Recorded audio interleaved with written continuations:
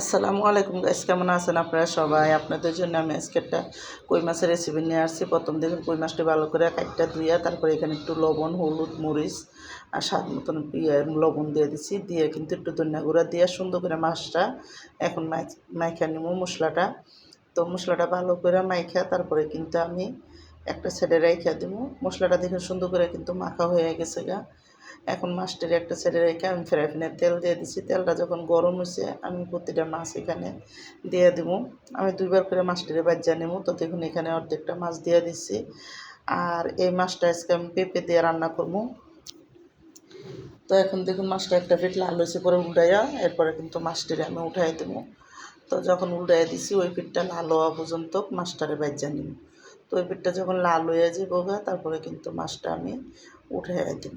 তো দেখুন এদিকে মাছটা সুন্দর করে কিন্তু লাল লাল হয়ে যেতেছে ওই পিঠটা। আর ওই পিঠ লাল লাল হয়ে গেলে এখন মাছটা উঠাইয়া তারপরে কিন্তু আপনাদের দেখাইতেছি।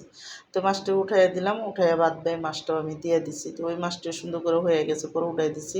মাছের যে তেলটা আসলে আর একটু তেল দিয়ে সুন্দর করে আধা কাপ পেঁয়াজ দিয়ে দিছি।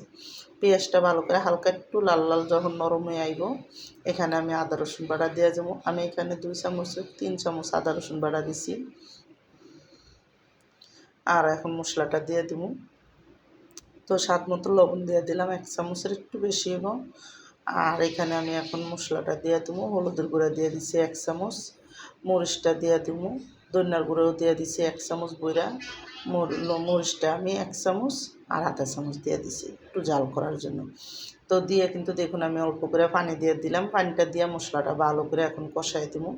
আর মশলাটা ভালো করে কষাইয়া এখানে আমি পেঁপেটা দিয়ে দিব। তো দেখুন এদিকে মশলাটা কষানো হয়েছে, আমি এখানে পেঁপে আর একটা আলু দিছি সুন্দর করে। এখন এই মশলার সাথে ভালো করে পেঁপেটা মিলাইয়া পেঁপেটা সুন্দর করে একটু কষানো পর্যন্ত রান্না করে নিন।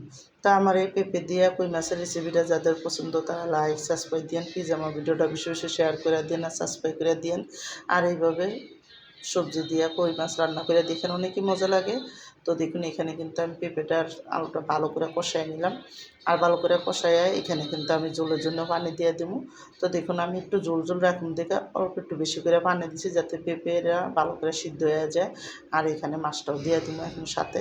তো সুন্দর করে পেঁপের সাথে ভালো করে মাছটা দিয়ে তারপরে কয়েকটা কাঁচামরিচ দিয়ে এখন ডাইকে রান্না করুন। আর যখন দেখুন এরকম 3-4টা বলকা একটু সুন্দর হুকনা হুকনো হয়েছে আমি এখানে জিরা আর ধনিয়া আর জিরা একসাথে বাজ্যা নিয়েছিলাম, ওইটা সুন্দর করে আমি দিয়ে দিছি। এখানে ধনিয়া পাতা থাকলেও দিতে পারেন, তো আমার কাছে ছিল না এই জন্য আমি জিরার পাখি দিছি। তো দেখুন দিয়ে সুন্দর করে যখন মাখা মাখা হালকা একটু ঝোল থাকবো আমি কিন্তু মাছটা নামাই দিই। এখন কিন্তু আমার মাছটা দেখুন সুন্দরভাবে যখন তেল উঠে গেছে নামাই দিলাম।